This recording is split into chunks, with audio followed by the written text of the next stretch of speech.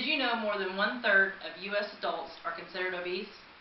Did you also know that approximately 12.5 million American children between the ages of 2 to 19 are also considered obese? These numbers are astonishing. Weight control and proper nutrition must be enforced to slow down these numbers. Obesity not only means tighter clothes, less clothing selection, and larger meal tickets, but an alarmingly high annual medical cost. That number is a whopping $146 billion a year in the United States.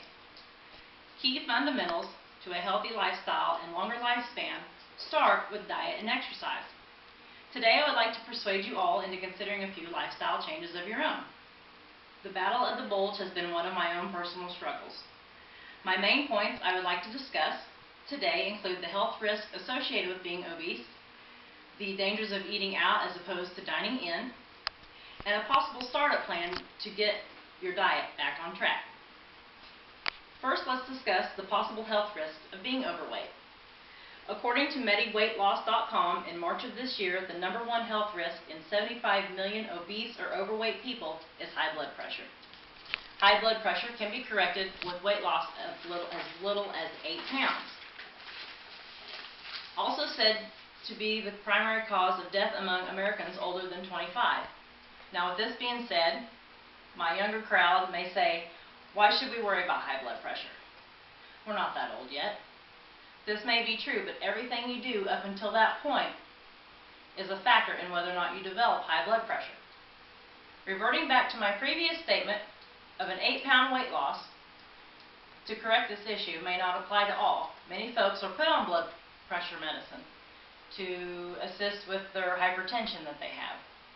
If you've ever watched The Biggest Loser, at the very beginning of the season they take all their contestants to their doctor. They scan them for high blood pressure, if they're diabetic, and so on and so forth. Toward the end of the season, they go and see the same doctor.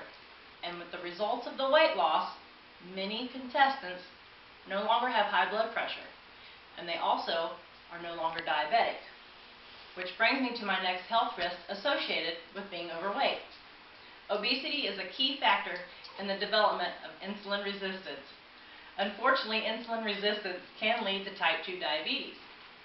According to World Health Organization in October of 2013, a study conducted found that 347 million people worldwide have diabetes and that 90% of those people have type 2 diabetes, which can be corrected with weight loss.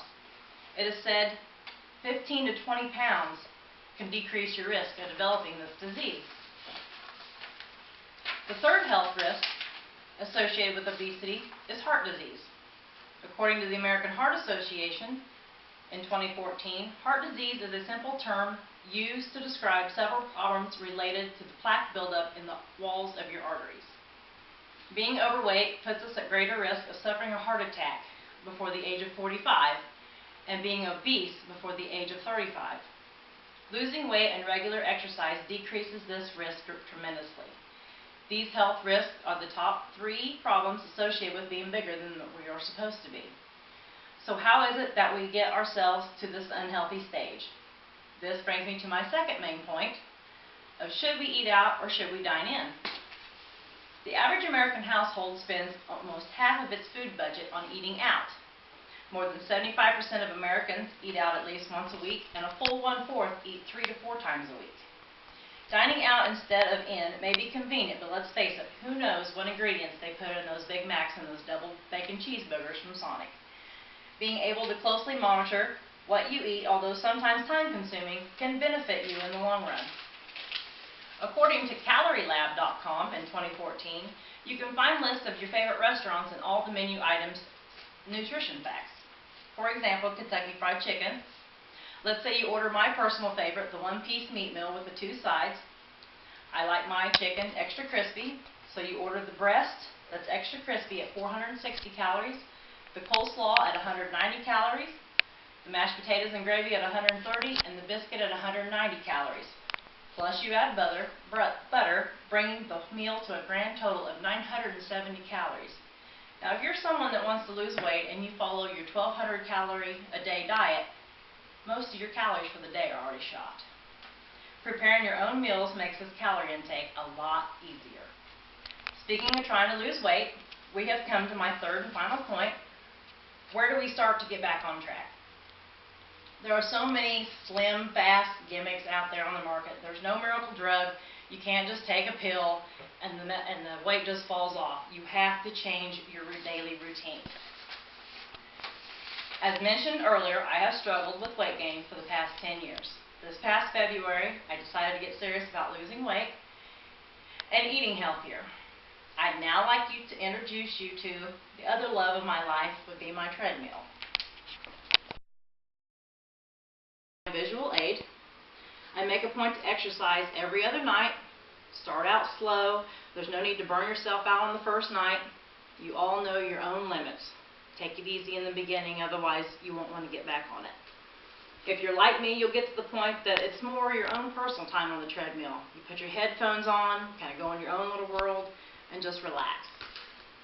Getting your heart rate up is the vital piece of information you need for weight loss. Now that you're exercising, you got to eat right. Some people prefer five small meals a day. Others do just the 3, but you do not snack after dinner. This was one of my biggest challenges. If I sit in front of the television, I think I need to be snacking. So get your favorite book, your electronic device, whatever it takes to keep your mind busy. Do not snack after dinner. Eat lots of fruits and vegetables. Eat fiber to feel fuller. And I like to eat most of my carbs at lunchtime because carbs give you energy. Keeps you energized throughout the afternoon.